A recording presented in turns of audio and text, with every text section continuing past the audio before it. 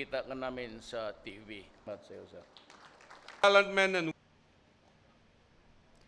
Salvation of trustworthiness and steadfastness.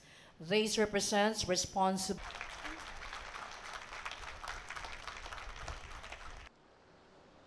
The Vice President Lenny Robredo. This is my first time to meet you personally.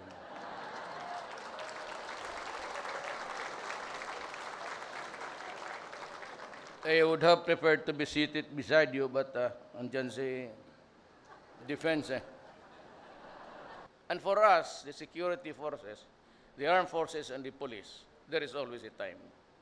We can only take so much insult.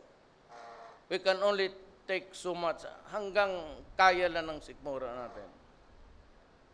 Ako ay nasusuka na.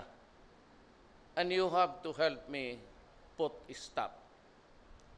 In the final days of the campaign at Luneta, I gave this statement and I said, I will put at stake my honor, my life, and the presidency. Sinabi ko sa inyong mga kriminal, lahat kayo, if you destroy my country, I will kill you. If you destroy our children, I will kill you. If I am asked by anybody, including the Commission on Human Rights, I do not know you.